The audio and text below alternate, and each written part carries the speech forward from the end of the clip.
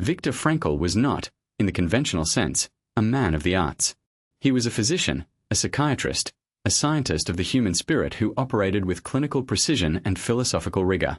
And yet he placed creativity, the act of bringing something new into existence, at the very center of his understanding of what it means to live a meaningful life. Not creativity as self-expression, not creativity as the production of aesthetic objects, but creativity understood in its deepest sense, the capacity of a human being to put something into the world that would not otherwise be there.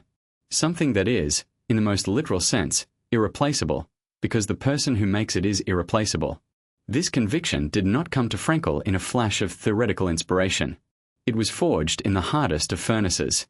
When he arrived at Auschwitz in September 1944, having already spent nearly 2 years in their Assignstadt, the SS guards took from him everything he was carrying.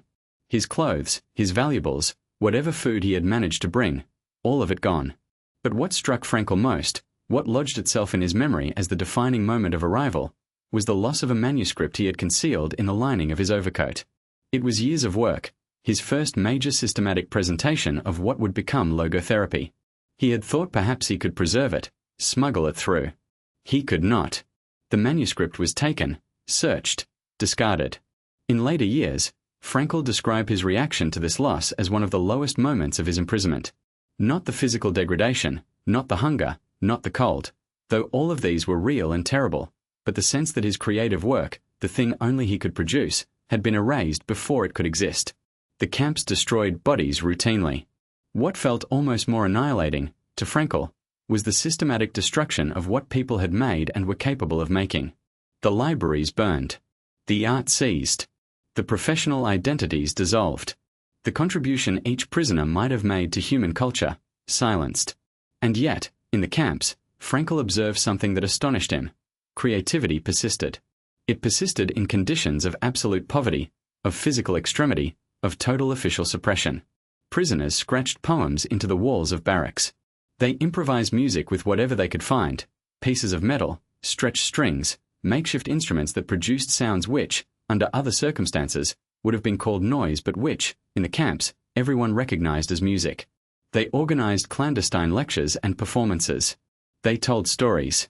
They made things, small things, useless things in any practical sense, but things that were nevertheless made, brought into existence, when nothing had been before. Frankl watched these acts of creation with the attention of a scientist making observations that would determine a theory, because he believed that what he was watching was not mere sentimentality or the futile gestures of people with nothing better to do. He believed he was watching human beings enact one of the most fundamental features of their nature. In his framework, creativity occupies the first position among what he called the 3 pathways to meaning. The terminology he used, creative values, is precise and deliberate. A value, for Frankl, is not just something that is pleasing or desirable. It is something that has claim on a person, that calls forth a response, that opens a specific way of being in the world. Creative values are those that are actualized by doing, by making, building, producing, contributing. They are the values expressed when a person puts something of themselves into the world in a form that can be received, used, appreciated, or simply witnessed by others. Frankl was careful to define creative values as broadly as possible, because he was aware that a narrow definition would exclude the vast majority of human beings. If creative values require the production of recognized art, or published writing, or patented inventions, then only a tiny fraction of humanity would have access to meaning through this pathway. But Frankl's conception of creativity was not hierarchical in this way. The farmer who cultivates land she has inherited, applying judgment and care that has been developed over decades and that no one else could replicate exactly, she is exercising creative values. The cook who brings knowledge and attention and love to a meal that will be eaten and forgotten, he is exercising creative values. The teacher who finds, year after year, new ways to reach students who seem unreachable, she is exercising creative values. The mechanic who diagnoses a problem that has stumped everyone else, who brings to bear a combination of knowledge and intuition and experience that is uniquely his, he is exercising creative values. The key, for Frankl, was not the scale or the recognition of the contribution but its uniqueness. Every human being, he insisted, is a singular combination of capacities, experiences, temperament, and relationship to the world. This combination exists only once in history. It will never be repeated. Therefore, whatever a person does with that combination, Whatever they bring into existence through the application of who they specifically are, is something that could not have come from anyone else. In this sense, the smallest act of genuine creation is philosophically equivalent to the greatest masterpiece. Both are irreplaceable expressions of an irreplaceable being. This understanding had profound therapeutic implications. Frankl worked with patients who had concluded that their lives were meaningless because they had nothing to show for themselves. No great achievements, no recognized contributions, no legacy that would outlast them. These were people who had internalized a cultural narrative that assigns worth to measurable output, to success in visible and validated arenas. Frankl pushed back against this narrative with considerable force. He would ask, is there nothing that only you can do? Is there no one whose life is different because of how you specifically act toward them? Is there no domain, however small, however private, however unrecognized by the wider world, in which you bring something that would be absent without you? Almost always, when the patient thought carefully about these questions, something emerged. A relationship sustained through particular patience. A skill developed through particular dedication. A perspective on the world that, when expressed, opened something in the people who encountered it. Frankl also explored the relationship between creative values and what he called the uniqueness and singularity of each person's existence, themes he took directly from Kierkegaard and Heidegger but transformed through his clinical practice. Kierkegaard had emphasized that genuine existence requires a commitment that is irreducibly first-person, a decision that cannot be made by proxy, that must be made by this particular individual in this particular situation. Heidegger had developed the concept of Eigentlichkeit, authenticity, as the mode of existence in which a person owns their own existence rather than dissolving into the anonymous they of mass society. Frankl took these philosophical themes and gave them a clinical and practical articulation.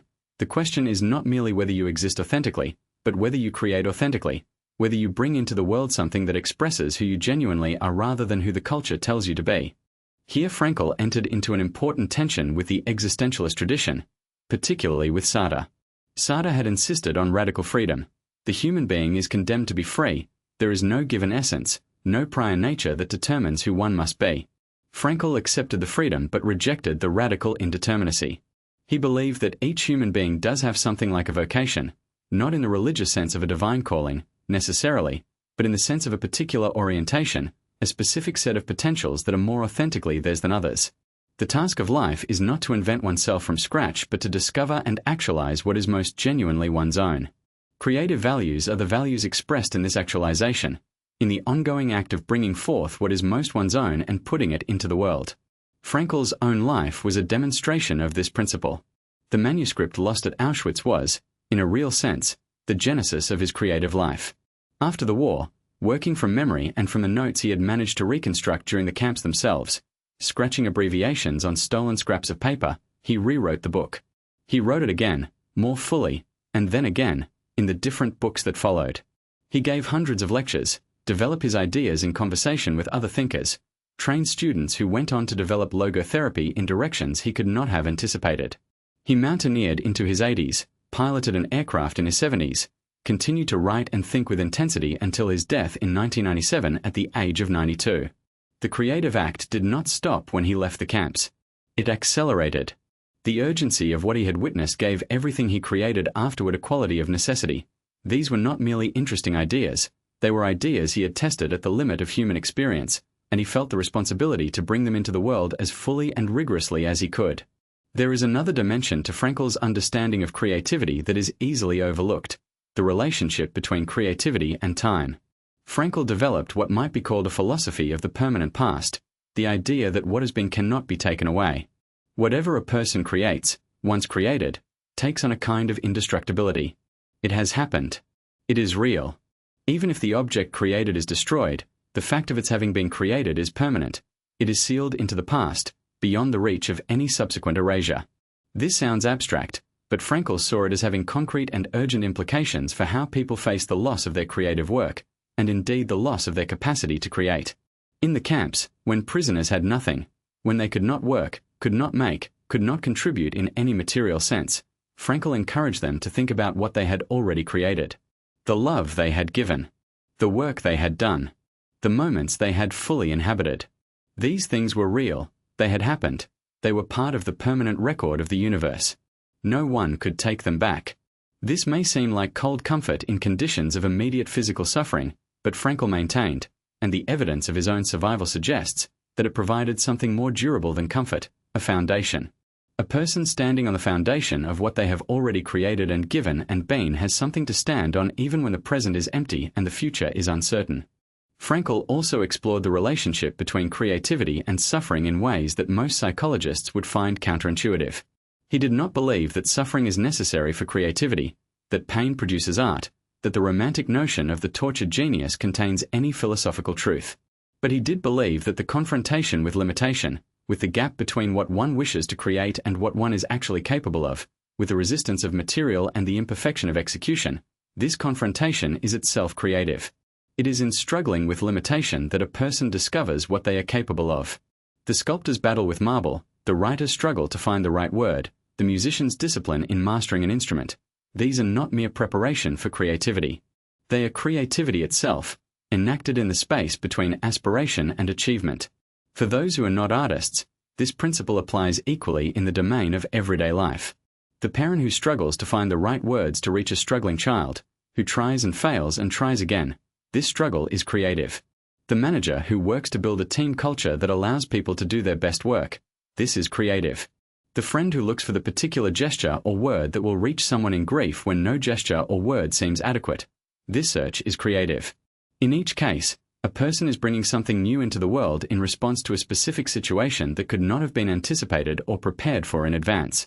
The uniqueness of the situation demands a uniquely responsive act, and the capacity to produce that act, to not simply repeat a formula, to not simply do what anyone would do, but to bring one's own specific perception and judgment and care to bear, is the exercise of creative values.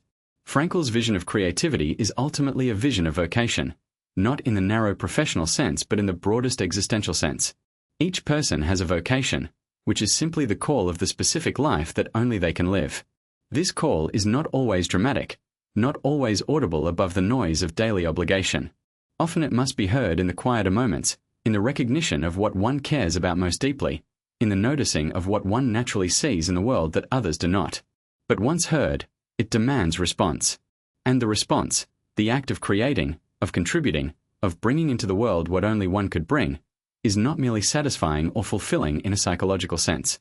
It is, for Frankl, the fulfillment of what a human being most fundamentally is, a free being who makes, who creates, who leaves behind something that was not there before and that would not have been there without this particular person, living this particular life, making this particular choice to engage with the world rather than retreat from it. In the end, Frankl's understanding of creativity circles back to the same insight that animates all of logotherapy, that human beings are not primarily pleasure-seeking or pain-avoiding organisms. They are meaning-seeking organisms. And one of the most direct routes to meaning, perhaps the most direct, because it is the most active, the most clearly expressive of human agency, is the act of creation.